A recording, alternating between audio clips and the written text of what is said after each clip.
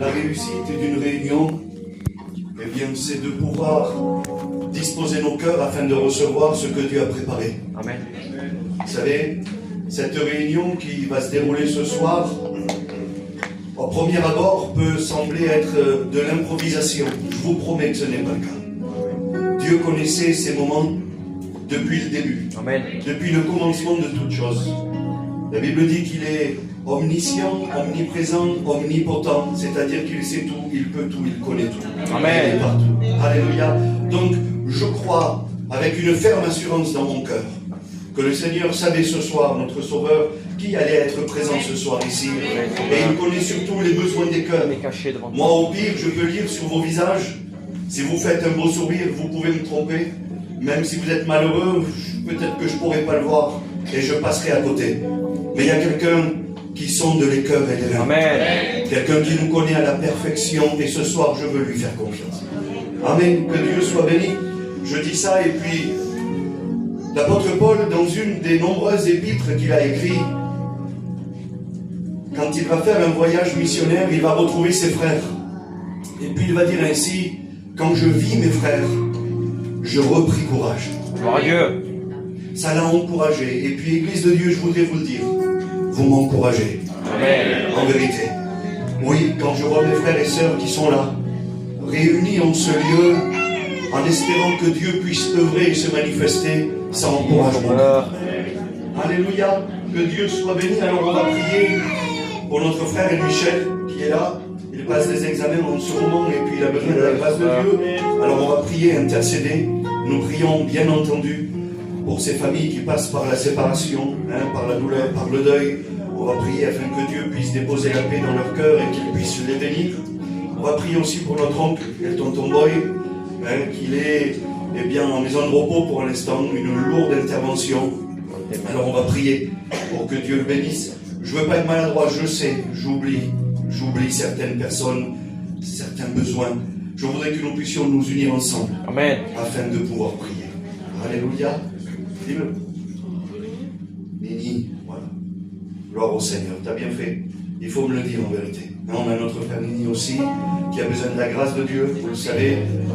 Alors on veut oublier personne, je ne veux pas être maladroit. Vous savez ce qu'on va faire si vous voulez? On va s'unir par la foi, comme frères et sœurs que nous sommes dans la foi, et puis on va se lever tous ensemble. Vous voulez qu'on se lève tous ensemble, alléluia? Et puis on va prier le Seigneur, et puis que chacun puisse apporter au trône de la grâce, les besoins des personnes que nous connaissons. Et puis notre frère Pépito, ce sera notre porte-parole. Il va prier le Seigneur et nous prions ensemble. Amen. Prions ensemble, s'il vous plaît. Tu es celui qui connaît Jésus. Seigneur, que ta grâce puisse se manifester. Alléluia.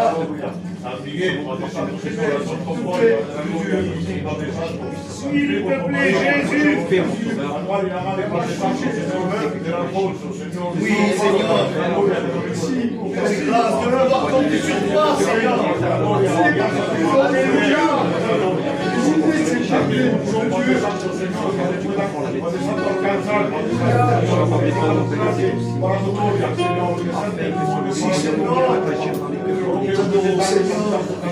Esa familia, Padre Santo, che pasami del vuelo, Padre della gloria, Signore.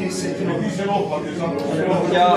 Padre Santo, Señor, incontrá, Padre della gloria, Señor. Para que puedan, Padre Santo, Señor, pasar eso, Padre de la gloria, Señor, como tu voluntad quiere, Padre Santo, Señor. Padre de la gloria, Señor. Así que mi alma te da gracia, que glorifica de gracia, Amén. Amen, alléluia, prenons place. Amen. Continuons à prier le Seigneur, on va chanter un beau cantique à la gloire de Dieu. Amen. Amen. À Dieu soit la gloire. Je lève mes mains Pour la gloire, Sauveur. même si je n'ai plus de force. C'est vers toi que nous venons, Seigneur. Alléluia. Je lève mes mains,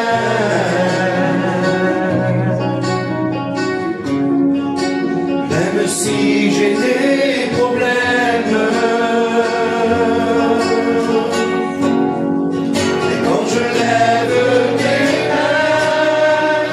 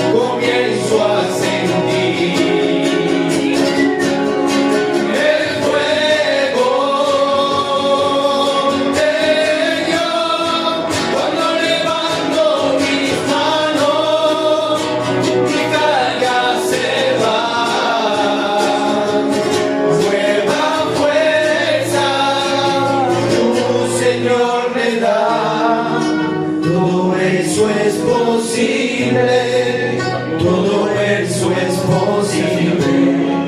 Cuando levanto mis manos, Je voudrais que l'Église fasse une belle chorale et nous prenons ensemble ce beau cantique. Dieu est là. Alléluia. À combien ça rassure nos cœurs de savoir que le Seigneur, le Maître, est parmi nous. Amen. On le fait ensemble, ce beau cantique. Dieu est là. Ta présence au milieu. Dieu est là. Chantez avec moi l'Église. Amen.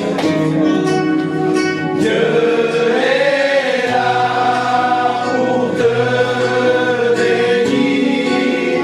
Dieu est là.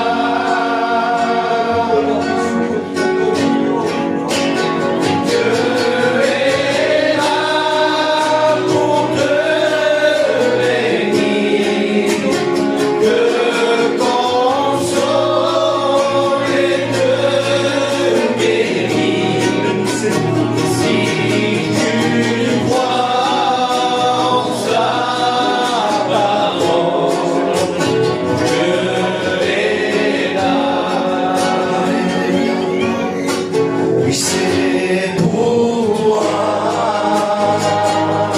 C'est pour toi, Amen.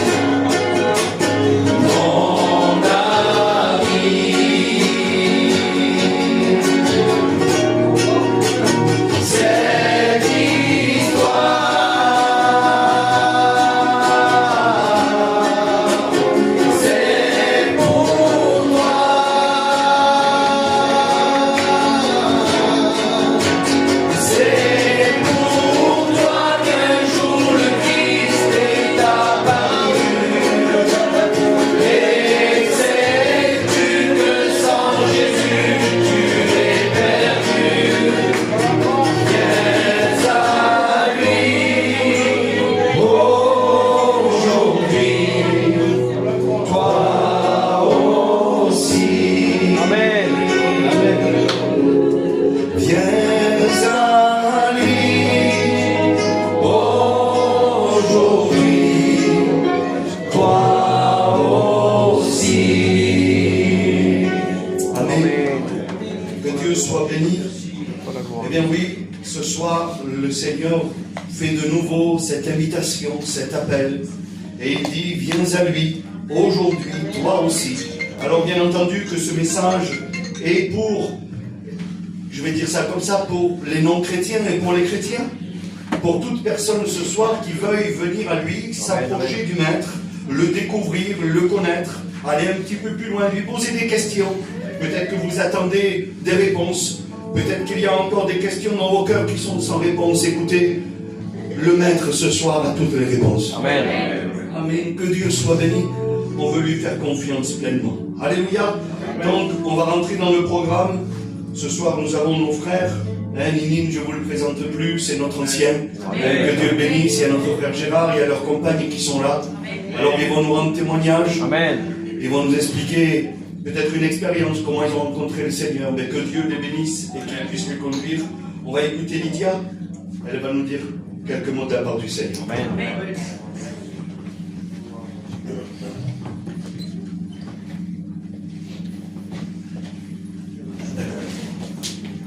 J'ai été élevée dans une famille, c'était assez difficile, parce que j'ai mon père qui faisait la guerre à ma mère, parce que c'était une chrétienne.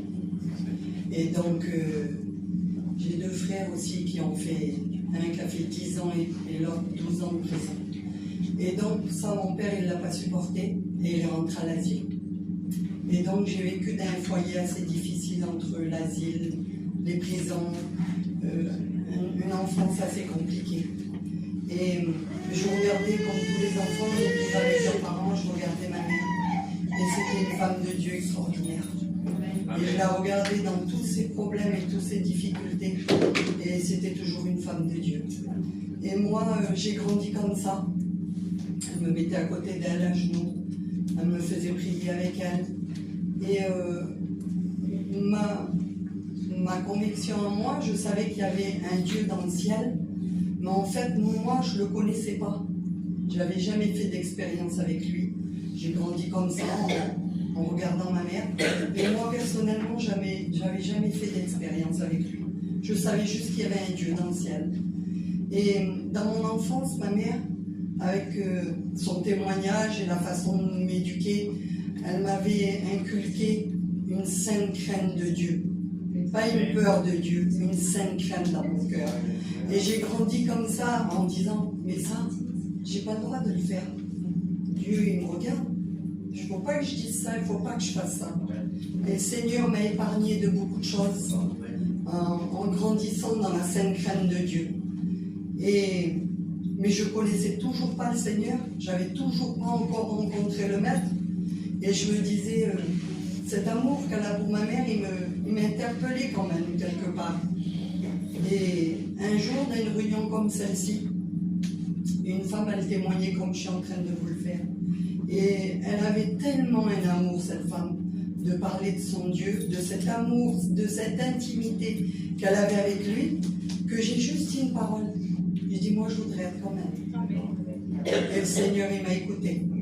Et là, ce soir-là, des années plus tard, ce soir-là, je comprenais ce que ma mère, elle me disait, depuis que j'étais petite, que c'était un grand Dieu dans le ciel, que des fois on a un grand problème, mais on a encore un plus grand Dieu que le problème. Et donc, je ressentais tout ça, tout ce que ma mère m'expliquait quand j'étais petite. Et là, je me disais, mais celui alors que j'ai écouté parler toute ma vie, là, je le rencontre ce soir. Et puis rien n'était pareil. J'ai plus jamais pensé pareil. J'ai plus jamais été pareil. Maintenant, je vis sur la terre, on est obligé de vivre sur la terre. Mais je vis en pensant toujours au ciel. Parce que je sais que je l'attends. Il va venir nous chercher. Tout devient difficile, tout devient compliqué. La vie n'est pas terrible. On a beaucoup de peine, des fois des moments de plaisir. Mais le bonheur, il est en Dieu. Que Dieu le bénisse.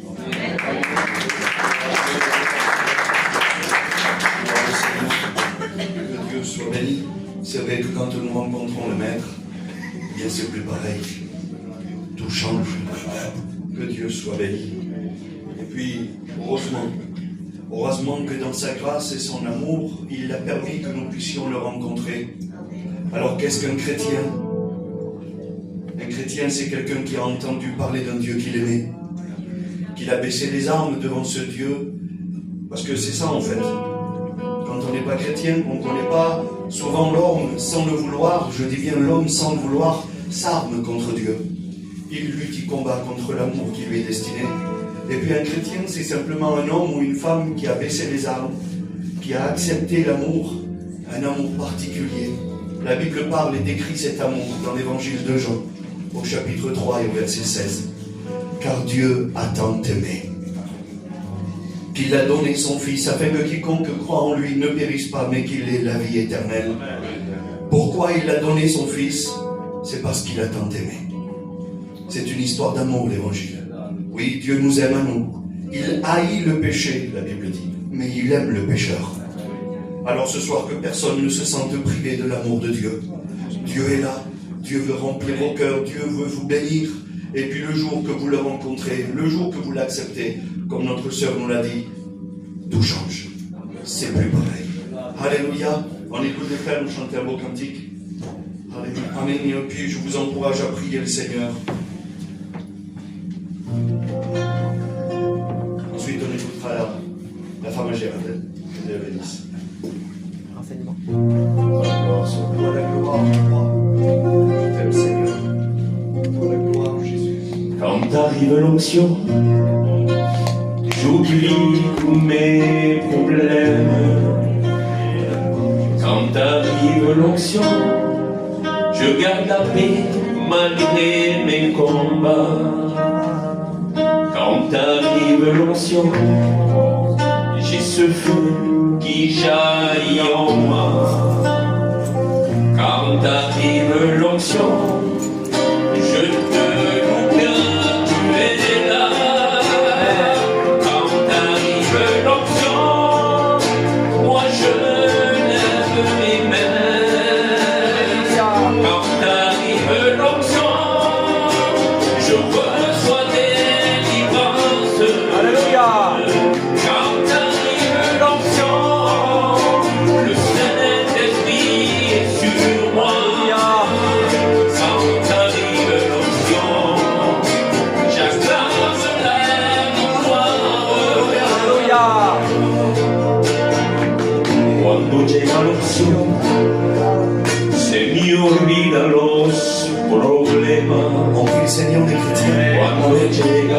l'onction, Seigneur, à toi, il repasse et l'adorera.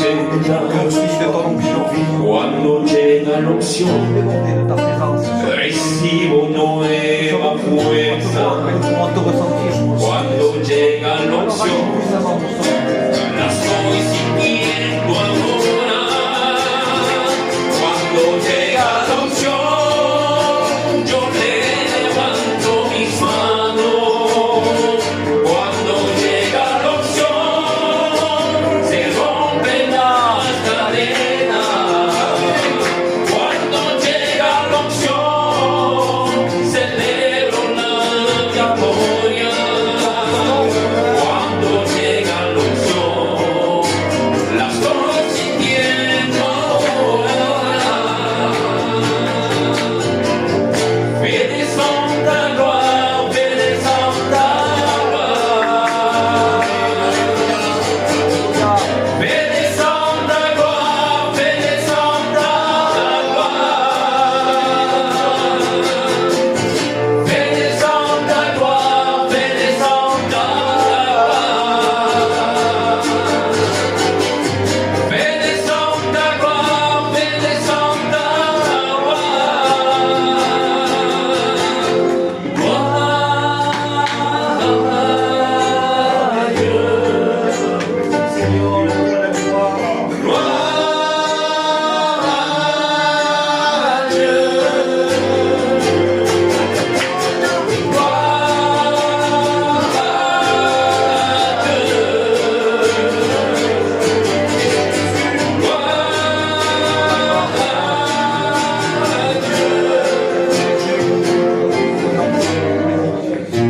gloire au Seigneur. Amen. Que Dieu soit béni et glorifié. Amen. On écoute la sœur.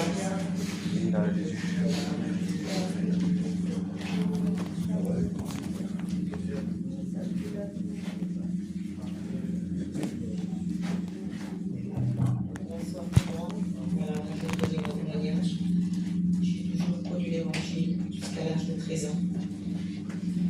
Et puis, à l'âge de 13 ans, mon père il est parti nous abandonner à moi et mes petits frères. Donc ils étaient tout petits. On est parti. La mère nous a pris, on est parti, il nous a laissés. On est parti sur Paris. Et là, j'ai plus connu l'évangile. Je ne connaissais plus rien du tout. Maman me faisait un petit peu prier le soir, mais j'avais de la haine. J'en voulais à mon père énormément. J'aurais eu mes petits frères grandir comme ça me faisait mal au cœur. Vraiment. Et j'ai grandi comme ça. Et à 20 ans, je me suis mariée avec Charles. Et lui, il était athée. Donc l'évangile, pour moi, c'était fini. J'ai grandi comme ça, dans la haine. Et quand je me suis mariée, j'ai vu c'était quoi l'amour d'un foyer. D'aimer ses enfants, d'aimer quelqu'un, d'aimer son mari. Et je me disais, comment il a fait pour s'en aller, pour nous laisser? L'amour était tellement fort pour les enfants que je n'avais pas cru que quelqu'un pouvait laisser ses enfants. Et là, j'étais encore plus malheureuse. Et je devenais méchante. Je ne dormais pas la nuit. J'étais agressive. J'étais remplie de haine. Je voulais le tuer, c'est ça. 2 fois, j'ai voulu le tuer. J'avais tellement de haine. Et il y a 3 ans en arrière, j'ai râlé tombé malade. Et là, j'ai eu trop de peur. À part crier à Dieu. Et là, je criais à mon Dieu. Je priais. Mais mes prières dépassaient pas le plafond. Parce que je ne disais pas ce qu'il fallait. Je sais ce qu'il voulait le Seigneur. Le Seigneur voulait carrément mon cœur. Il voulait jouer dans mon cœur. Donc, ce que j'ai fait, je me suis mis chrétienne. Et quand je me suis mis chrétienne, le lendemain, il y avait un scanner à faire. Il n'y avait plus rien. Gloire à Dieu. Et là, quand j'ai vu que le Seigneur était tellement bon, moi, la haine, tout est parti. Plus de haine. J'ai pardonné mon père au bout de 47 ans. Alléluia. Et le soir, je dors vraiment bien. Amen. Et avant, je ne dormais pas. Et j'ai mon gendre qui est futur étudiant aussi maintenant. Gloire à Dieu. J'ai mon fils aussi qui travaille pour Dieu. Et j'en ai un autre que je sais que le Seigneur ne le laissera pas. Alléluia. Que Dieu vous bénisse. Amen. Alléluia. Amen. Quand on vous dit que le Seigneur change toutes les situations, après 40 et quelques années, C'est vrai. des choses qui s'étaient ancrées dans le cœur, Dieu est capable de venir et d'effacer par son amour encore une fois. Alléluia, les grands amours de Dieu. Amen. On va chanter un beau cantique et on va passer pour récolter les offrandes. Amen. Si je tombe le porque pour la mucho, vous puede ser. Increíble.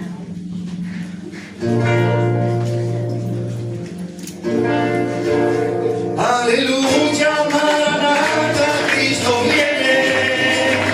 Aleluya, Maranatha, gloria a Dios. Aleluya, Maranatha, Cristo viene.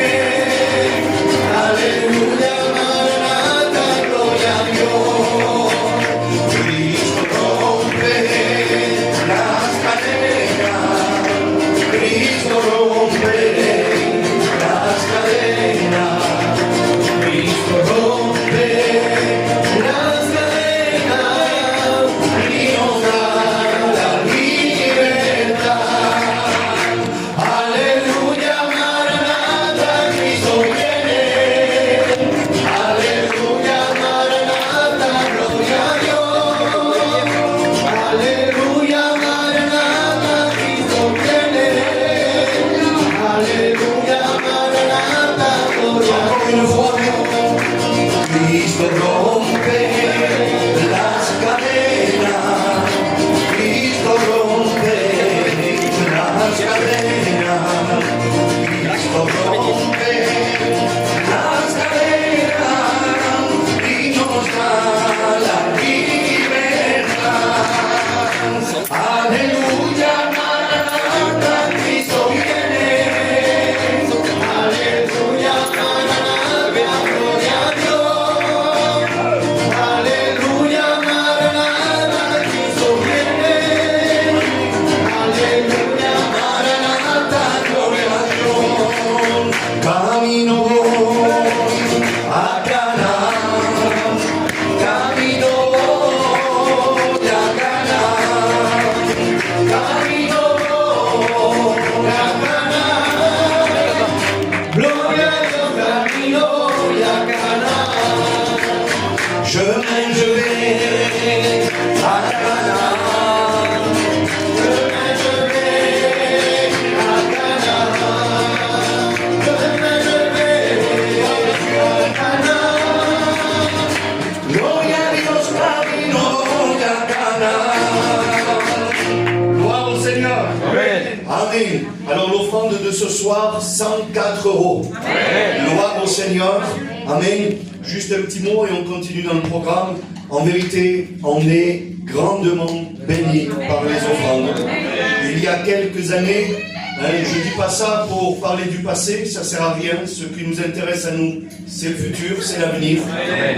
Mais il y a quelques années que je prêche la parole de Dieu. 16 ans cette année.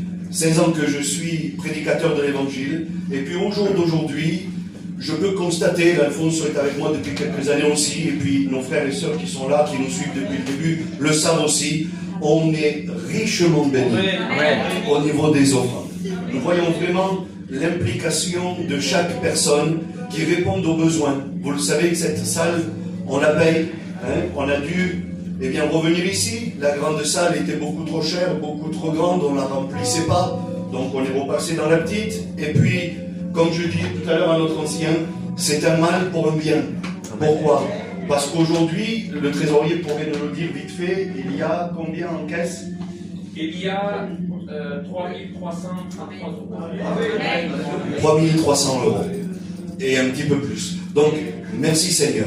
Cet argent, vous le savez, elle sert aux dépenses de l'Église, mais nous avons une vision et un but. Vous le savez que ce qu'il nous faut, c'est un local, qu'il soit à nous, que nous puissions profiter pleinement, qu'on ne soit pas gêné par les places, qu'on ne soit pas gêné par les horaires et tout ce qui s'ensuit, par le sol qui colle. Je vous promets que si je serais arrivé avant, je l'aurais lavé. De verdad, en vérité. Donc, voilà, on dépend de tout ça. Donc cet argent va nous permettre, quand Dieu le permettra, il va falloir être prêt parce que quand Moïse a dit, allez, on sort, il a fallu sortir. C'est ça. Donc un jour, je ne me prends pas pour Moïse, mais Dieu dira, allez, c'est maintenant, sortez. Amen. Quand il verra le moment favorable, quand on aura ce qu'il faudra, eh bien, on pourra y aller. Amen. Et Amen. tout ce qui se fait, tout ce qui se construit, je vous le dis une fois de plus, et on prie le Seigneur pour les offrandes, c'est grâce à vous. Amen. Gloire au Seigneur. Amen. Alors, le trésorier remercie le Seigneur pour ses offrandes. Señor, a ti la gloria, Padre Celestial, Señor. Tú haces ofrendas, Señor, que tu puisses les multiplier pour la prochaine fois, Padre. Et à ti toda la gloria, Padre. Amen. Amen. Alors, juste pour info, sinon égal, 80 € la réunion aquí. C'est 80 € par réunion qu'on paye, pour 2 heures. On loue le local, 80 €, 2 heures par réunion. Aujourd'hui, on a mis 24 € de côté. Amen. Quand vous le voyez comme ça et que vous savez ce qui se passe, ben, ça encourage les cœurs. Et vous le voyez, donc ces 24 € sont mis de côté. Gloire à Dieu. On va écouter notre frère Gérald, que Dieu le bénisse. Amen. Bonsoir à tous. Comme vous a dit ma compagne, moi j'étais athée complètement. Moi les choses de Dieu, c'était pas du tout pour moi. J'ai resté 60 ans comme ça.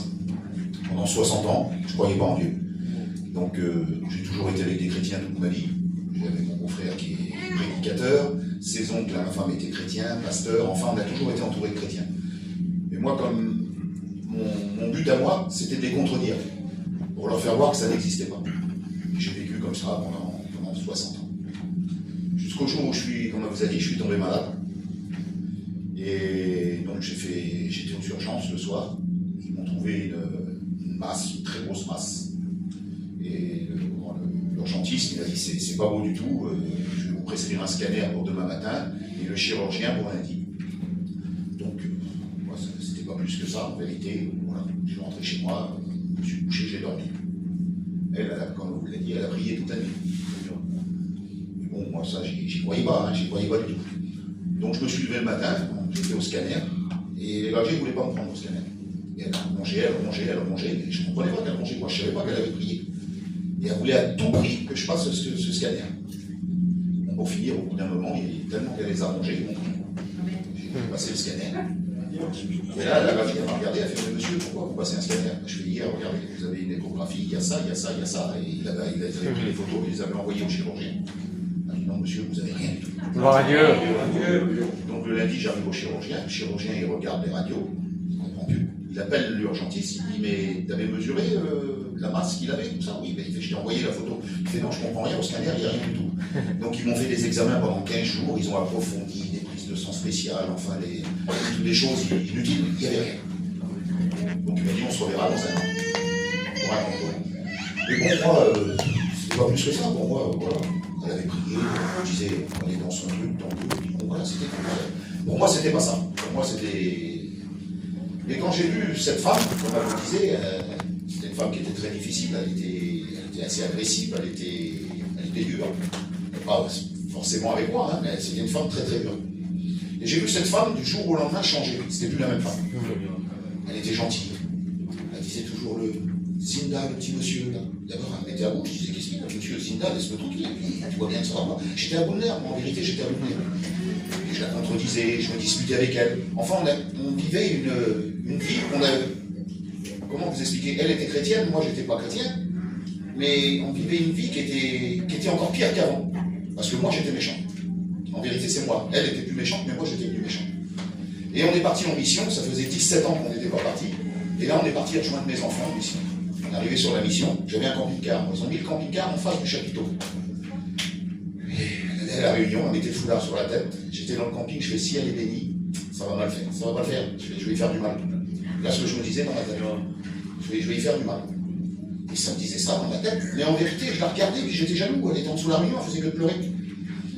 Et ça durait, on se disputait. Je passais mes nuits, on se disputait. Et elle était toujours au sourire, toujours gentille. Je comprenais rien et je la voyais changer, Je disais quand même dans ma tête, il y a quelque chose de bizarre. Il y a quelque chose que. C'est quelque chose que. Il y a quelque chose, c'est pas elle. Ça fait 40 ans qu'on est mariés. Elle n'a jamais fait ça. Et un matin, tellement que je me sentais pas bien, j'étais en début de dépression, ça allait vraiment pas bien. Je suis parti me promener. Et là, je me suis retrouvé dans un champ, à genoux, en train de prier. Et j'ai dit, Seigneur, excuse-moi. J'ai parlé au Seigneur comme si je parlais avec un copain. Et je dis, il faut que tu m'expliques. Je fais, mon fils, il est chrétien, je supporte pas. Je fais, ma fille, bon, encore elle, c'est pas grave, c'est une fille, c'est pas grave. Mon beau-fils, il est chrétien, c'était le pire des hommes qui y avait sur la terre, mon beau-fils, il faisait tout ce qu'il n'y avait pas. Nous, on faisait tout, hein. On adorait la boisson, on fumait, les amusements, il n'y avait que de la fête. On était dans le monde à 100%, hein. C'était pas... J'étais dans le monde, hein. J'étais pas à côté. Et je dis, Seigneur, il faut que tu fasses quelque chose. Je fais, il y a un truc qui va pas. Je fais, depuis qu'ils sont chrétiens tous, là, c'est une catastrophe chez moi. C'est le déluge. Alors, il faut que tu me montres, il faut que tu prouves que tu existes. Comment je vais faire? Moi, j'y crois pas. Je dis, alors écoute, voilà, si tu baptises ma femme du Saint-Esprit, je sais que c'est pas possible. Vous savez, dans ma tête, que tout ça, pour moi, c'était tout un cinéma, c'était des bêtises. Je fais, si tu baptises ma femme du Saint-Esprit, je croirai que tu existes. Le soir, je rentre, et puis allez, elle me dit, tu pries pas avec moi? Tellement que j'étais méchant, je la regarde, je fais, vas-y, si tu veux, je vais prier, merci Seigneur, merci, nana, puis des choses inutiles complètement. Elle fait, tu lis pas la Bible? J'y prenais, puis j'y lisais la Bible. Il se passe une journée, 2 jours, une semaine, 15 jours, je sais pas, 20 jours, je sais pas, je sais plus exactement. Et un soir, on priait comme ça, oui, merci Seigneur. Et là, il me tombe quelque chose sur moi, c'est moi qui ai reçu le baptême de Saint-Esprit. Alléluia. Ah, ça m'a fait vraiment un coup, ouais, ça m'a fait un coup, là, je dis, là, il y a un problème, parce que je savais qu'elle ne pouvait pas le faire, mais c'est moi qui le fais. Alors, dans ma tête, je dis, Seigneur, c'est quoi cette chose-là? Et là, j'ai commencé à aller à la réunion avec elle. J'ai commencé à prier, j'ai commencé à ressentir la paix, j'ai ressenti la joie, on n'avait plus de disputes. Bon, on avait des petits mots, hein, la vie, on est sur la terre, on n'est pas non plus sur la tapis rouge. On avait des petits mots, mais on avait une paix qui était dans nous qu'on n'avait pas avant. Avant, on avait la joie, mais on n'avait pas la paix. On faisait quelque chose, on était content le soir quand on l'avait fait, on faisait un voyage, on était content quand on l'avait fait, mais une fois que c'était fini, c'était fini. Que là, on avait cette paix qui nous remplissait le cœur. Il y avait le Seigneur qui était toujours là, il venait dans notre maison, il nous aidait, il bénissait mes enfants, il bénissait ma femme, il bénissait toute notre famille. On avait une famille bénie en vérité. On avait toutes des bénédictions tous les jours parce que Dieu est bon, que le Seigneur était bon, il nous donnait cette paix qui était formidable. Puis aujourd'hui, bah, j'ai 62 ans, ça fait que 2 ans que je suis baptisé. Là, je ne retournerai jamais en arrière. Il y a des moments qui sont durs, hein, c'est vrai, il y a des moments très très durs. Bah, alors on a une paix de Dieu que je crois que rien ne peut égaler. Alors que Dieu vous bénisse à tous. Amen.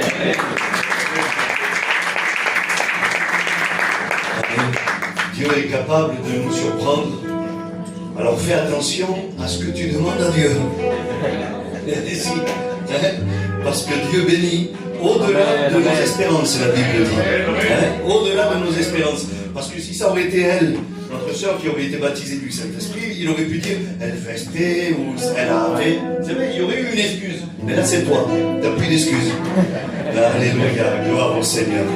Quel amour, notre Sauveur. Amen. On écoute les frères, on chante un beau cantique. Alléluia. Et je vous encourage à prier le Seigneur en vérité.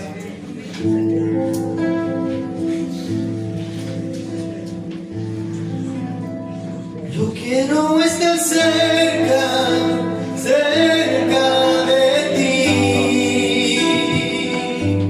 Yo quiero estar cerca, cerca de ti. Quiero estar cerca, cerca de ti. Yo quiero estar cerca, cerca de ti. En el centro de tu voluntad, junto a tu corazón, recostado en tu pecho, quiero oír tu respirar, viviendo en tu lugar santísimo, separado para ti adorar. Quiero escuchar tu voz y amar Padre a ti clamar. Yo quiero estar cerca, cerca de ti. Yo quiero estar cerca, cerca de ti. Yo quiero estar cerca, cerca de ti.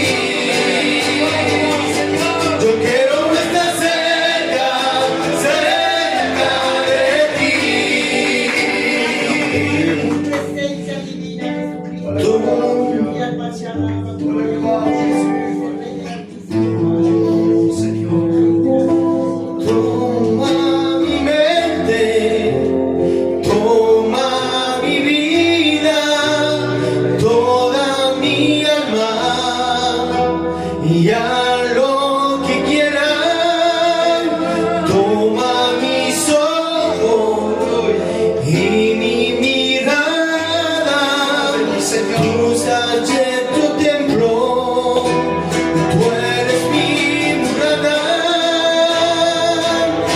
Por favor, sáname. Por favor, sáname. Por favor, sáname. Por favor, sáname.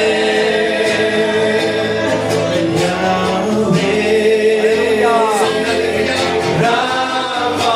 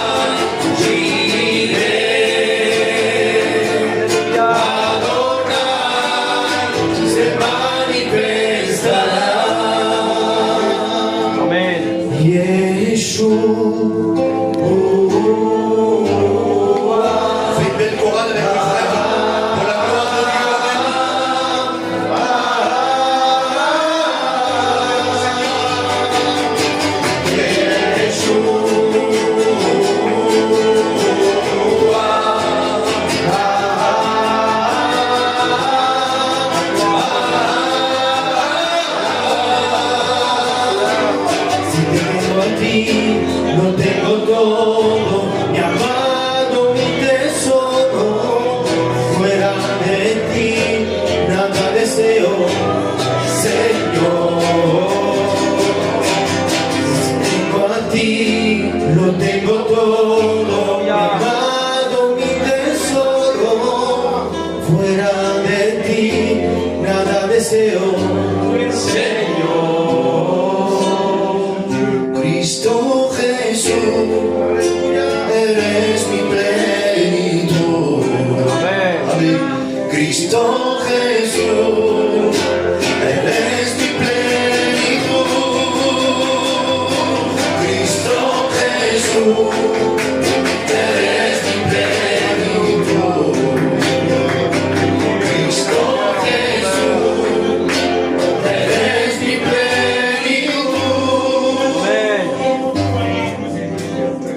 Alléluia. Gloire au Seigneur. Amen. Que Dieu soit béni. Je pense que nos cœurs sont disposés. Nous avons entendu ce que le Seigneur a été capable de faire dans la vie de nos frères et sœurs qui nous ont témoigné de la grâce du Seigneur ce soir. Nous avons entendu des merveilleux cantiques, nous avons pu ressentir la présence de Dieu, mais qu'est-ce qui peut créer tout ça? C'est ce que nous allons écouter maintenant. Tout vient de là. Alors je voudrais prier avec vous et on va présenter le messager du ciel ce soir. Amen. Le serviteur de Dieu qui va nous transmettre ce message. On prie ensemble et on laisse la place à la parole de Dieu. Amen. Seigneur, nous voulons te louer et t'adorer. Te dire merci pour tout ce que nous avons entendu jusqu'à présent. Seigneur, merci car tu nous honores de ta présence, tu es là. Merci Seigneur pour ces merveilleux témoignages, Seigneur, qui sont pour la gloire de ton nom. Et Seigneur, viens ce moment précieux, Seigneur, d'écouter ta parole. Combien je veux te prier pour ton messager, celui que tu as oint, Seigneur Jésus, celui que tu as choisi, celui que tu as permis qu'il soit ici ce soir. Seigneur, et dans son cœur, tu as déposé un message. Seigneur, donne-y cette liberté de pouvoir nous transmettre ce mot, Seigneur Jésus, s'il te plaît, que tu as déposé dans son cœur. Utilise-le, Seigneur, comme bon te semble. Et à toi soit toute la gloire, Maître éternel. Amen.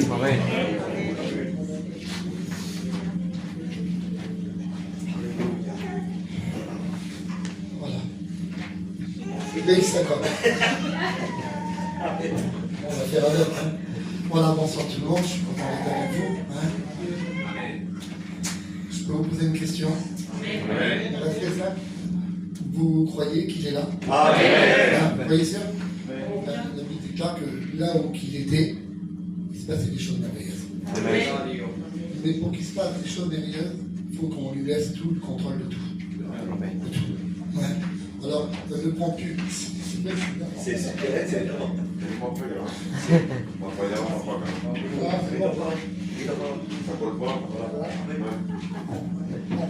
C'est pas les sœurs, hein, c'est pas leur faute.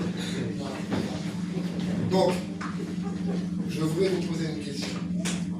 Pendant quelques temps, moi je dis toujours dans mes réunions, je prêche pas longtemps. Peut-être que je n'ai pas les capacités d'aller beaucoup plus loin, mais je prêche ce que j'ai sur mon cœur. Et j'ai tellement confiance en lui, ce n'est pas au nombre de paroles ou du temps qu'on prend, c'est l'acceptation des cœurs. Vous comprenez? Alors je voudrais vous demander quelque chose avec une liberté totale.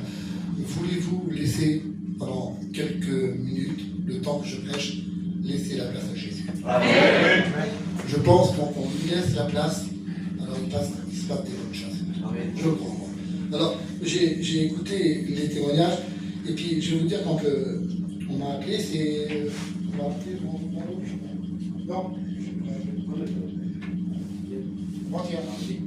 Ouais, il n'y a pas longtemps. Ouais, non, c'est hier matin. Hier soir. Enfin, qu'importe. Tout de suite, il m'est venu un récit de la Bible, une histoire de Bible directement sur mon cœur. Et moi, je suis très simple. Quand Dieu me parle dans mon cœur, il me dit un mot, je reste sur ce mot-là. Je ne vais pas beaucoup plus loin parce qu'après, je m'égare. Et puis, je ne savais pas que j'allais venir avec ma compagne, et puis avec le foyer à Gérald. Je connais leur témoignage. Puis, ça va avec ceux que je vais vous parler. Oui. Parce que vous avez écouté ma compagne a été d'un foyer qui était assez difficile. Hein, son père avait rentré dans une asile à cause des circonstances que ses frères avaient rentré en prison. Sa mère qui était une chrétienne mais qui souffrait beaucoup à cause de son père et à cause de ses enfants qui étaient en prison. Parce qu'elle vous parle de ça, c'est pas d'aujourd'hui, parce qu'il faut dire, moi je fais avec les garçons dans les prisons aujourd'hui, avec Jackie qui est aumônier, je fais beaucoup, et puis je vois les gens aujourd'hui. Ils ont à peu près le nécessaire dans les cellules. Ils n'ont de rien. Mais elle, ma femme, elle parle de ça il y a presque 50 ans. Avant 50 ans en arrière. Donc vous comprenez bien que les prisons, c'était pas comme ça. Donc de voir ses frères ou ma belle-mère voir ses enfants souffrir, c'était assez douloureux. Donc il faut comprendre, débuter dans la vie, c'était pas terrible. Et j'ai écouté Choum, ce qu'elle disait. À l'âge jeune fille, son père les a abandonnés, et ils se sont retrouvés tout seuls. Et puis à cause de cela, de la haine est venue dans son cœur, du trouble est venu dans son cœur. Et quand elle a grandi, ça n'a pas diminué, ça a augmenté. Et puis, donc je vais revenir au message que Dieu a mis sur mon cœur. Je peux me permettre de prêcher comme je prêche d'habitude. Je ne suis pas un garçon qui est compliqué. Vous connaissez, je suis très simple dans mes mots, c'est très simple. Et puis quand Dieu me montre quelque chose, je le fais moi. Tant pis si vous dites, moi c'est enfantin ce que tu le fais. Il nous croit pour les petits-enfants, par contre. Mais moi je suis comme ça. Je suis comme un petit enfant dans le Seigneur. Et j'accepte comme un petit enfant. Et ça marche beaucoup mieux. Alors, soyons des petits enfants. Amen. Et puis, écoutons Dieu faire. Et puis, ce que je vais vous montrer, croyez-le que ça vient de Dieu. Amen. Parce que des fois, de montrer quelque chose, ça déclenche quelque chose. Vous avez vu un petit enfant, tu lui expliques quelque chose, avec la ligne, il ne va pas comprendre. Tu vas prendre un dessin, tu vas faire un dessin, il va comprendre tout de suite. Parce qu'il a un cœur d'enfant. Et bien moi, je vais faire comme cela ce soir. Amen. Tant pis. Bon, je suis un petit peu âgé, j'ai un petit peu d'âme, mais je ne suis pas, je suis entre deux mois. Alors, je prends la Bible, c'est dans Exode, c'est la vie de Moïse, tout simplement.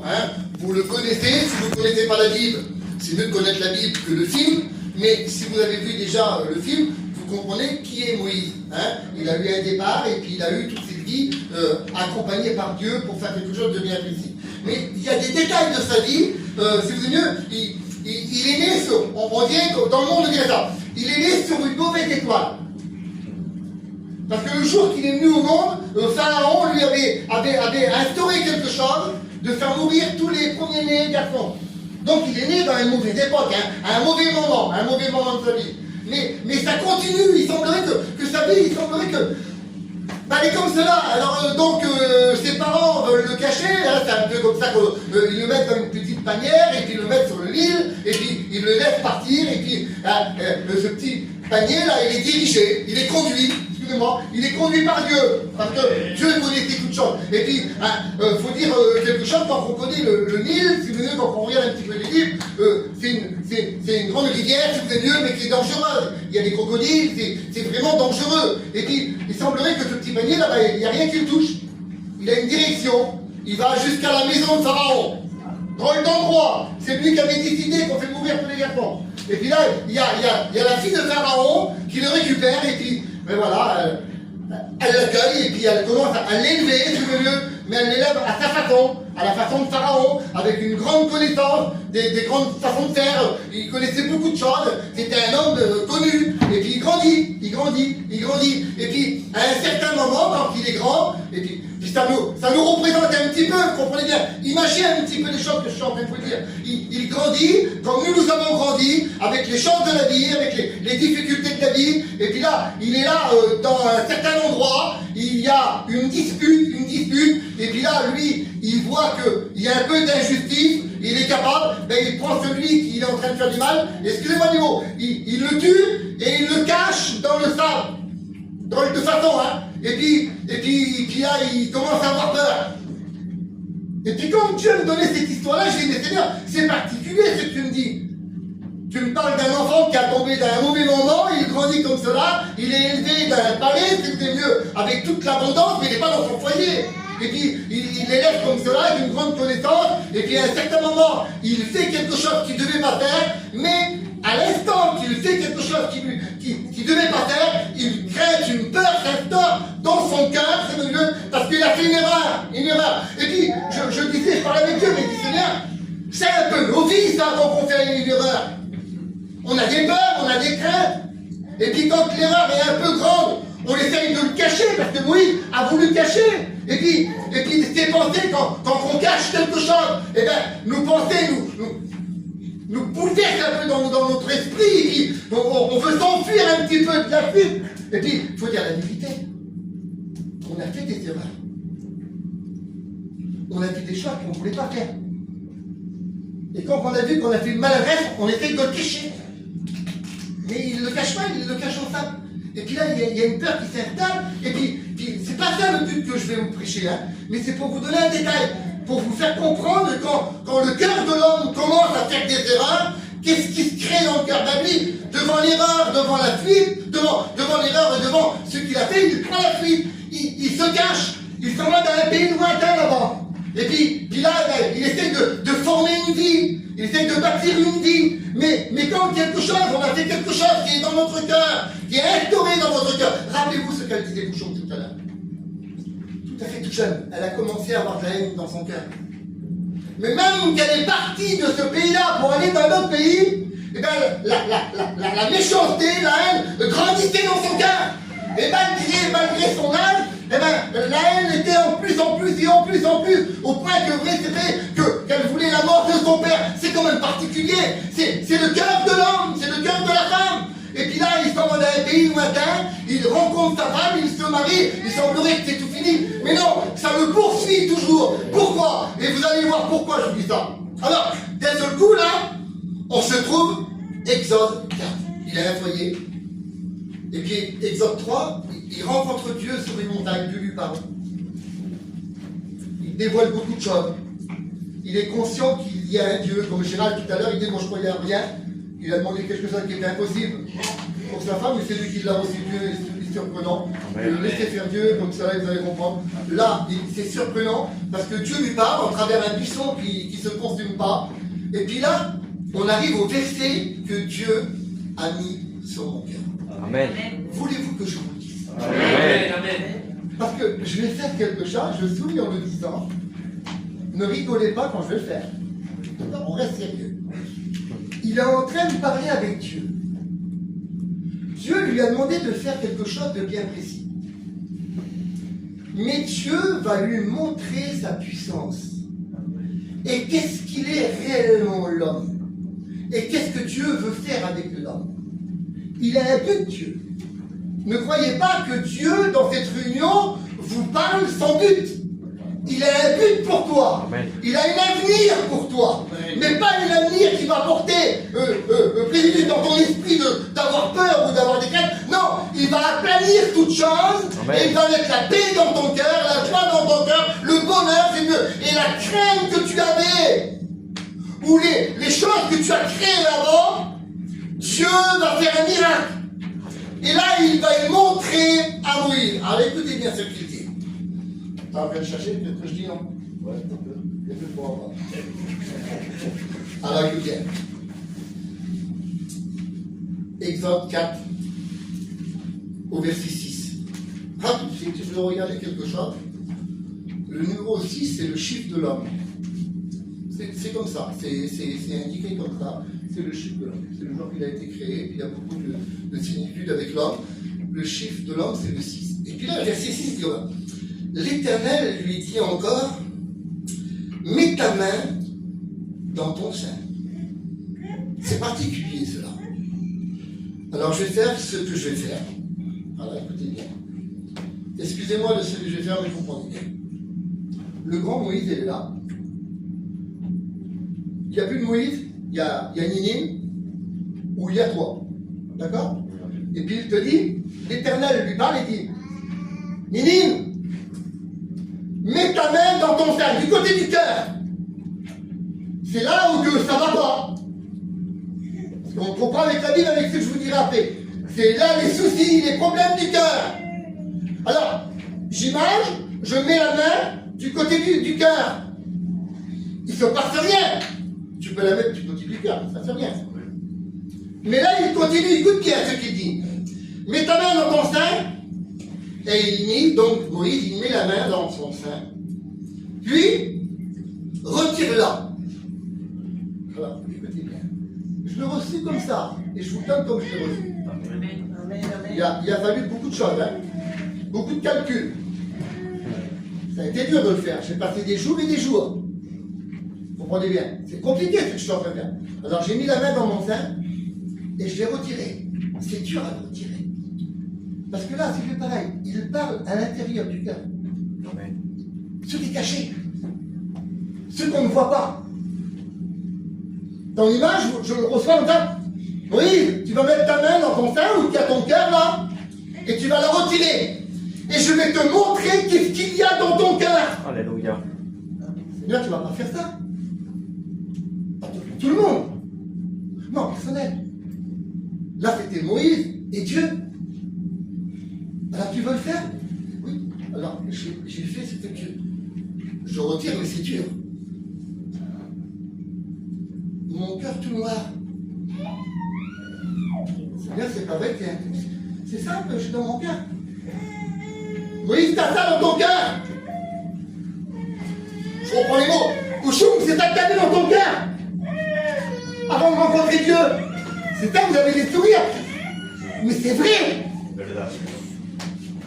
C'est toute ma vie passée, les gars. Alors, j'ai pas marqué les détails. Mais je connais ce que j'ai dans mon cœur.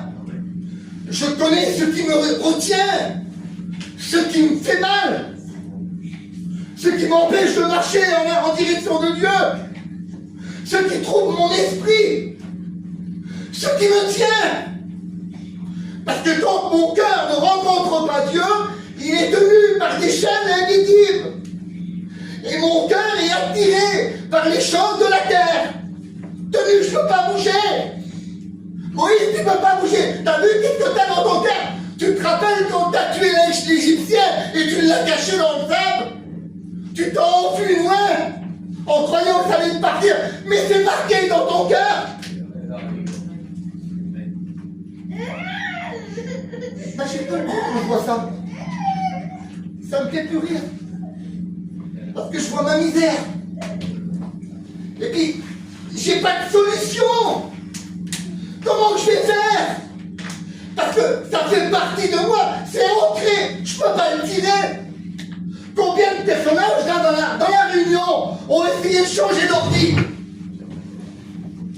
Alors on essaie de s'enfuir. Je parle comme ça parce que moi j'ai de la famille aussi qui reste dans les maisons. Hein? Alors on essaie de changer de bloc. C'était le bloc 9, je vais me mettre au bloc 12. Je vais changer la maison. Je vais mettre l'intérieur autrement. Je vais essayer de changer. Mais ton cœur reste toujours le même. J'étais au premier, maintenant je suis au 10e. Je veux toujours. Mais mon cœur reste le même. J'ai promis à ma femme que je ne le ferai plus, mais je le fais encore. J'ai promis d'être gentil, mais je ne peux pas. C'est ancré dans mon cœur. Je ne veux pas rentrer dans les détails, Seigneur. J'ai une grande politesse pour vous. Et pour moi aussi. Vous comprenez bien les mots que je pourrais dire sur ces choses-là. C'est un cœur qui est attiré à la terre. Voilà. Je le pose 5 minutes, hein, je peux le poser. Ça me fait rappeler Luc 6. Encore un chiffre de l'homme. Mais encore Luc 6, verset 6. C'est un homme que Jésus est dans une synagogue. Il est en train de prêcher, en train d'enseigner. Il avait dit qu'à un certain endroit, dans un coin peut-être, parce qu'il devait se cacher. Parce que je vais vous dire quelque chose. Je ne me gêne pas de le dire. Quand notre cœur est comme ça, on essaye de le cacher. On ne le dévoile pas à tout le monde. Même qu'on fait des choses, on veut les cacher quand même, même que les autres le savent. On ne veut pas en parler. On est pudique, on n'en parle pas. Oui, mais on va ancrer dedans. La Bible déclare dans Luc 6, verset 6, c'était un homme qui avait la main droite. Alors, sa main gauche, il faisait tout, mais la main droite était cachée là. Je voudrais vous dire quelque chose avec un grand respect. On peut rentrer ici, là, s'asseoir, sourire, chanter, dire oui, c'est vrai, Dieu existe, et avoir la misère dans le cœur. Parce qu'on a caché le problème. Mais je voudrais vous dire quelque chose. Dieu le sait. Amen. Dieu l'a vu. Il est conscient de tout. Tu ne peux rien cacher. La Bible déclare que quand l'auditoire était là, qu'il était en train d'enseigner, il appelle cet homme. Ah, je ne me permettrai pas de dire lève-toi, viens devant et citer un nom. Seigneur, je voudrais pas que toi, je l'ai déjà vu par Dieu. Hein. J'arrête mon message pour vous faire comprendre quelque chose. Ça ne gêne pas. On a travaillé, je fais encore un petit peu. On était à l'église de Nice. Bon, il y avait à peu près 500 personnes. Et là, dans l'auditoire, il rentre un homme. Chrétien, mais il avait besoin. Parce que même pas qu'on est chrétien, on a besoin. Il n'était pas bien ce jour-là. Pour montrer la puissance de Dieu. Hein. Et puis, je ne sais pas s'il y en a qui ont déjà été. La salle est comme ça en long. Et puis, tout au fond là-bas, c'est vraiment loin déjà, dans les derniers rangs, ce chrétien est assis. Il écoute les chants, les témoignages, mais il n'était pas bien. Il avait besoin de Dieu. Et puis, le prédicateur qui va prêcher, ça aurait été moi ou quelqu'un de l'église, on le connaissait. On connaissait son nom, on aurait pu le citer comme ça. Mais celui qui prêche, il ne le connaît pas du tout. Et il ne connaît pas l'auditoire. Il connaît personne, quelques personnes. Et puis il prêche, il prêche. Et puis d'un seul coup, dans son message, il dit, tu sais que Dieu serait capable de t'appeler par ton nom? Alors nous, des fois on le dit dans nos prédications, Dieu est capable de t'appeler par ton nom. Puis nous, alors on dit Jean, Pierre, Luc, des noms assez faciles à dire. Et puis le prédicateur, il dit, tu sais que Dieu te connaît? Il dit, imagine-toi qu'il dirait, Guy, lève-toi. Mais ce chrétien s'appelait Guy. Particulier. C'est pas un nom qu'on a l'habitude de dire. Vous comprenez que Dieu serait capable de dire lève-toi parce que c'est toi qui as besoin de Dieu, mais il ne le fera pas. Parce qu'il parle au cœur. Et je reviens à l'histoire, il y a cet homme-là qui a la main droite qui est cachée, il a un gros problème, un gros handicap. Il est handicapé de sa main, il ne peut pas travailler, il ne peut rien faire. C'est vraiment douloureux pour lui. Il ne peut pas travailler, il ne peut pas faire comme il veut. Allez, j'imagine comme ça, il ne peut pas prendre ses enfants par les bras. Il ne peut pas s'aimer quelqu'un qui l'aime. Parce qu'il est handicapé, il cache jamais. Il a honte de sa mère. Notre handicap nous donne à avoir honte. Mais Dieu est capable de rétablir les gens. Amen. Alors je reviens à l'histoire de Moïse. Moïse, t'as vu ta main dans l'état qu'elle est? Ben oui, Seigneur, je l'ai vu. Alors comment faut que je fais? Alors écoute bien. Il dit, remets ta main dans ton sein. C'est simple, hein? Il écoute, comprends bien. Tu veux écouter Dieu? C'est ça ce que je pense. Alors, maintenant, je t'ai montré ton état. Je n'ai pas rentré dans les détails. Hein. Mais toi, tu connais ta vie.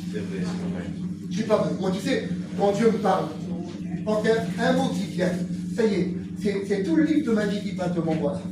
Et puis je dis, là, ça va pas, Seigneur. Là, ça va. Là, ça va pas, là. Je connais ma vie, je vais pas me cacher. Je vais pas me tromper par les faux raisonnements. Je connais ma part. Dis-moi, tu connais ta vie. Tu sais comment tu t'appelles, tu sais où tu t'habites. Je connais mes parents, je connais.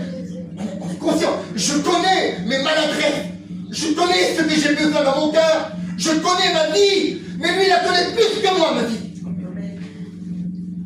Nénine, Moïse, mets ta main. T'as vu ton état, oui. Comment ça? Comment tu lui as dit la main? Ah oui, il a pas voulu rester là. Oui, Seigneur. Il dit, mais attends, écoute bien. Retire-la. Seigneur, j'ai eu honte là, tu m'as parlé. J'ai eu honte de mon état. Oui, c'est moi qui l'ai dit. Retire-la. Vous m'arrêtez, je retire ma main. C'est différent. C'est différent. Parce que le verset là, écoute bien, je le marque comme ça.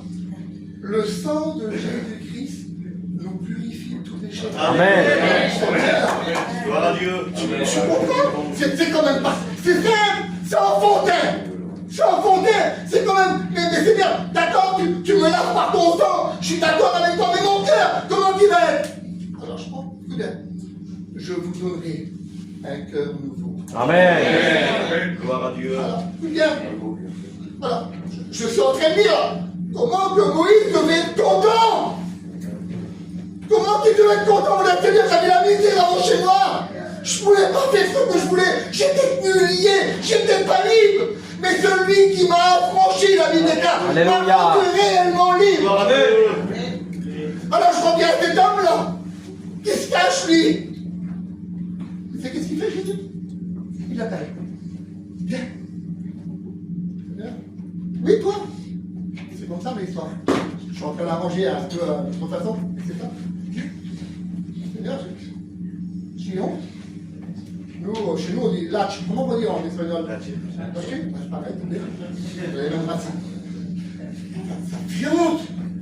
Je fais dire devant, ça fait honte. Oui, mais attention. C'est lui qui t'appelle. Pas moi. Tu comprends? Moi, je lui dis, allez, viens, donnez-moi. Tu comprends?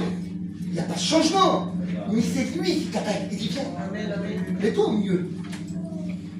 Et puis j'abrège parce que je n'aime pas prêcher longtemps. J'aime bien, comme ça, vous gardez le message dans votre cœur. Il se lève, il fait un effort. Viens là. Comment que ça fait honte? Parce que quand on fait, on regarde loin. Lui me regarde, je suis élevé. T'as vu, elle aussi, elle me regarde que je vais lever. Ça me fait honte dans mon cœur. Mais quelle joie quand le Christ rentre dans les cœurs. Alors, il se met devant. Et puis, allez, j'imagine les mots, c'est pas comme ça, excusez-moi, je vais dire un petit peu à ma façon. Mais je peux lire l'histoire, c'est comme ça. Allez, viens voir. T'as ta main sèche. Ah, tu l'as dit dans sa main. Elle reste comme ça, elle a plus la vie. Je ne sais pas où c'est que tu en es avec Dieu, mais est-ce que tu as la vie sans lui? Tu sais qu'est-ce que c'est pour moi la réelle vie? Je reviens au verset, c'est d'être libre. On a un accès avec Dieu libre. Parce que le Christ nous a réconciliés avec lui. On l'a accepté. Je n'ai plus honte de lever mes yeux au ciel. Moi, écoutez bien, je vais vous dire quelque chose. C'est un secret, quand j'étais jeune. Je faisais des bêtises. Hein? Ma mère me disait toujours, c'est toi qui as fait ça. Mais non, jure. Je jurais sur un tel. Tout le monde battait, hein. Oui. Elle savait ma mère. Je jure sur Dieu. Oh, Seigneur-là, je pouvais pas. J'étais jeune, mais je ne pouvais pas dire que Dieu. Je ne pouvais pas. Je savais qu'il y avait un Dieu qui était grand, sans me connaître. Je savais qu'il était beaucoup plus grand, et je ne voulais pas mentir. Alors, je reprends les volets. Tu comprends? Alors, il me dit, viens. Donne-moi ta main. C'est particulier, ça. Donne-moi ta main. Parce qu'on a tendance, écoutez bien, excusez-moi, hein. Notre main, elle est sèche, on l'a cachée. Seigneur nous appelle. Oui, Seigneur, je suis là. C'est enfin Seigneur. Mais tu ne donnes pas réellement ce qu'il faut. C'est simple, ce que je suis en train de dire. C'est un moment qui comprend. Tu comprends? C'est comme, c'est pas, je sais pas comment je pourrais imaginer ça. Je sais pas, t'as des bonbons? Non, je n'ai pas. Mais si tu l'as, oui, il en reste plus qu'un. C'est vrai, t'as un paquet neuf. Tu comprends? C'est simple, c'est pas dire ce que. Non, je dis. Donne-moi ta main sèche, ta main droite, ce qui te fait du mal. C'est là que je vais bénir. C'est là que je vais attaquer. C'est là que je vais changer tout. Alors comprenez bien, quand cet homme est venu là et puis il a dit, allez, viens. Donne-moi ta main. Moi ta main qui est sèche. Moi ton problème que tu en as marre. Toi tu en as marre, ça fait mal plus tard. Il est là, hein, toujours. Tu me le donnes? Je réfléchis. Il pourvoit aux oiseaux du ciel. Alléluia. À plus que raison qu'il te donnera à toi. Tu comprends? Inquiète-toi pas pour le lendemain. Inquiète-toi plus pour ton cœur et pour ton âme. Seigneur, tu me demandes devant tout le monde, il faut que je sorte mon problème. Je ne vais pas le faire, hein. Inquiète-toi pas. Inquiète-toi pas. J'explique l'histoire. Le Seigneur, c'est ma mère. D'accord. Elle est quoi ta main pour toi? Une souffrance. Elle est handicap. Je ne peux pas la toucher. Je ne peux pas entreprendre quelque chose. Je suis contenu, plié. Je ne peux pas. Alors viens. Viens, je vais prier pour toi. Et la Bible dit que aussitôt qu'il pria, il ne faut pas détendre. La Bible dit que sa main repose. Il le bénit. Il le bénit. Amen. Il le bénit. Je peux te poser une question. As-tu besoin d'une bénédiction particulière? Amen. Vous avez compris? J'ai choisi deux messages pour vous faire comprendre comment le cœur de l'homme est comme ça. Je voudrais vous poser une question. Lequel que vous aimez? Le blanc? Vous ne l'aimez pas celui-là? Vous ne voulez pas le garder? Alors comment on va faire? Vous voulez qu'on dise à Dieu, Seigneur, viens? Amen. Parce que c'est là que je veux un changement. C'est celui-là, c'est simple, hein? Et ne prends pas une note, hein? C'est simple, vous avez compris? Mais combien que c'est vrai? Et puis tant pis, je m'en referai à l'autre. Seigneur, pas de problème. Tiens, je t'en donne la moitié. Et je remets l'autre là. Ça marche pas. Ça marche pas. Oui, Seigneur. Écoute bien. Je suis libre pour parler et pur. Je ne pas bête. Une fois, un garçon, un chrétien, il venait de rencontrer Dieu, il dit, Seigneur, ça y est, je fume, je veux que tu me libères. Puis quand j'ai ouvert le paquet de cigarettes, il m'en restait deux dedans. Seigneur, tiens, je fume les deux, et je te fume. Ah, il a fumé les deux. Quand il a fumé les deux, vous savez qu'est-ce qu'il a dit? Excusez-moi du mot, Seigneur, mais c'est lui qui l'expliquait, c'était son témoignage. Il dit là, l'ennemi m'a parlé. Et il m'a dit, t'as vu, je t'ai eu jusqu'au bout. C'est ça. Alors dis-moi, on le jette entier ou on en garde un petit peu? Parce qu'on dit souvent, hein. T'as vu, j'ai venu à la réunion, j'ai demandé, mais il n'y a rien vu. T'as donné ta moitié. C'est une vie livrée en Dieu, totale. Amen. Amen. Totale. Pour avoir une réussite en Dieu, il faut donner totalement. Amen. Totalement. Parce que lui, il le dit. Il dit quand même, je mets un nouveau cœur au cœur. Si à moitié, il met pas de cœur. Faut pas dire, excusez-moi du mot, il est petit. Il change total ou il change pas? Comme pas, alors qu'on goûte. Là aujourd'hui, quand je te donne un petit peu de temps, bien. Non. Dans la réunion, il vous montre qu'il est là. Et tu demandes quelque chose à Dieu, je le fais. Parce que lui, il veut que tu saches que lui est vivant. Qu'il est vivant. Mais quand quelqu'un vient le rencontrer, quand il a foi, repentance et conversion, quand il tourne vers Dieu, Dieu ne le bénit pas à moitié, il le bénit totalement. Amen. Il fait de lui une nouvelle créature, un nouveau homme. Amen. Et toutes choses anciennes sont disparues. Et toutes choses viennent nouvelles en lui. Une nouvelle vie en Dieu. Ça veut dire que les choses qui te tenaient, quelles que soient les choses qui te tiennent, pour les hommes, on pourrait dire beaucoup de choses, hein. Pour les femmes aussi, on pourrait dire. Qu'importe, le cœur reste le cœur. Il dit, je vous donnerai quelque chose de nouveau, et vous marcherez dans une nouvelle vie. Une vie quoi? De paix, de joie, de bonheur. Amen. De réconciliation avec Dieu. Un homme nouveau qui se met à genoux et qui prie Dieu. Amen. Quand tu vas bien. Et puis quand tu vas mal, qu'est-ce qu'il fait? Il se remet à genoux et prie Dieu. Dans les moments difficiles, il sait que ton Dieu lui parle. Il dit que Job, lui, attendait quelque chose. Il dit que l'Éternel lui parla au milieu de la tempête. Je ne sais pas t'as dit, mais tu as besoin de venir à lui. Amen. Pour une délivrance, pour une aide, une vie nouvelle, il faut venir à lui. On a besoin de lui. Amen. Quand Moïse voit ce grand Dieu, il avait vu en train de vivre, parce que Dieu lui avait dit, j'ai vu la souffrance de mon peuple, je vais t'envoyer pour le libérer. Mais il faut que je montre l'état de l'homme. Il nous a montré, comme Antonino, comme la vie, il nous a montré notre état misérable. Et de lui, une puissance qui est rentrée en nous. Amen. Et nous sommes plus les serviteurs de Dieu.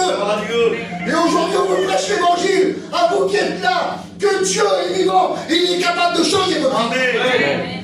Parce que si nous, là, on va accepter. On ne peut pas vous prêcher quelque chose comme ça.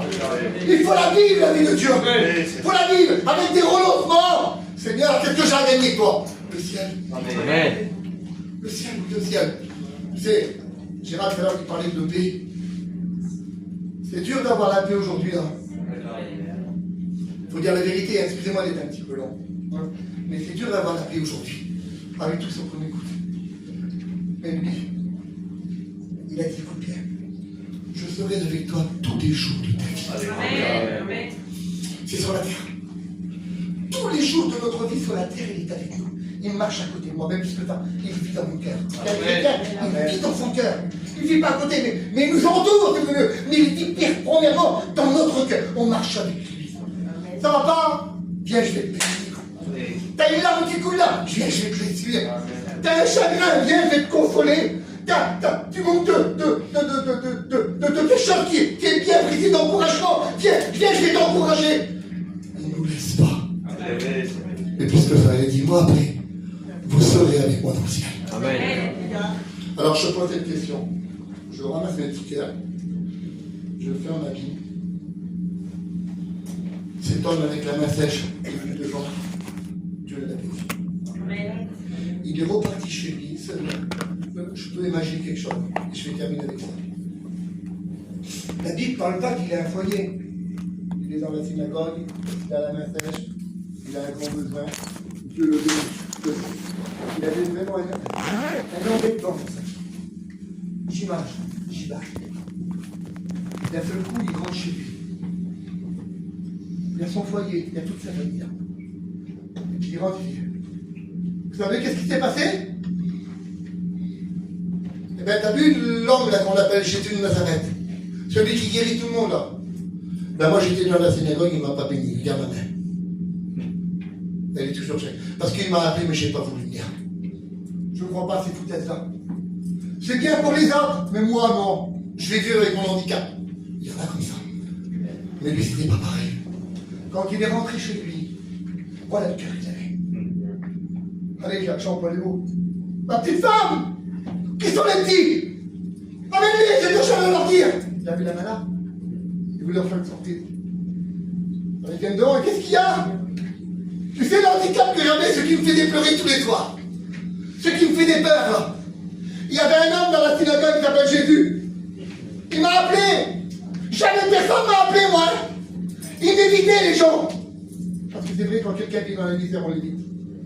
C'est comme ça, mon Il m'a appelé. J'étais touché qu'il m'a appelé.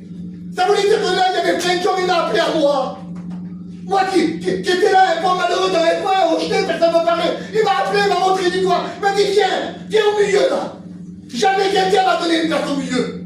On m'a toujours repoussé, on m'a imité. Il m'a appelé, il m'a mis à côté de lui. Il m'a dit, donne-moi ton handicap, donne-moi ta main.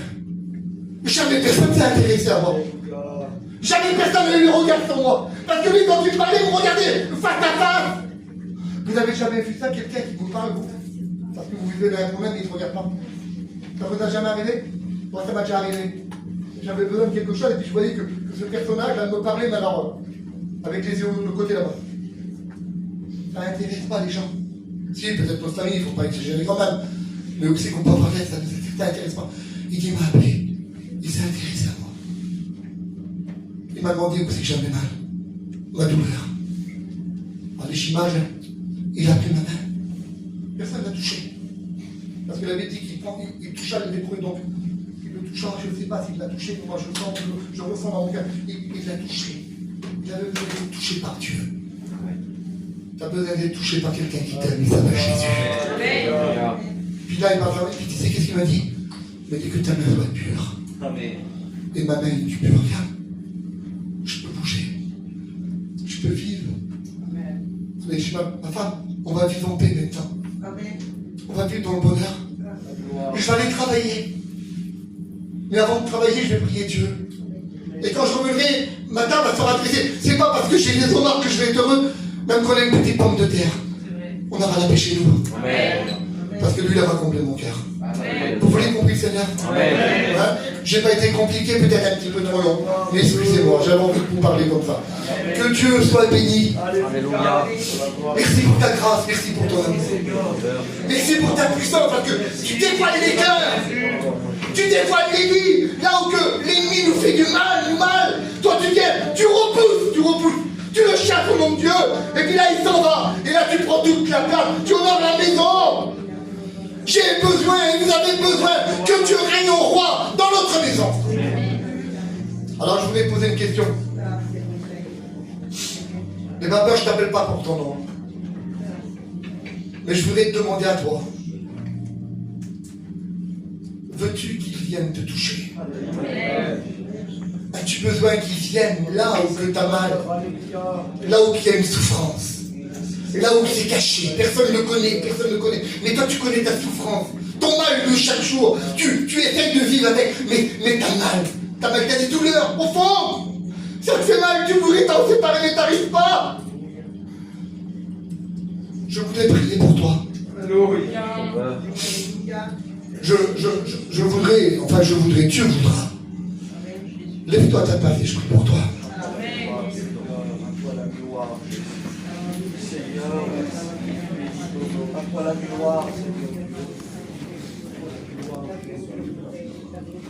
Je vais couper le live. Que Dieu vous bénisse. Je bénis Dieu.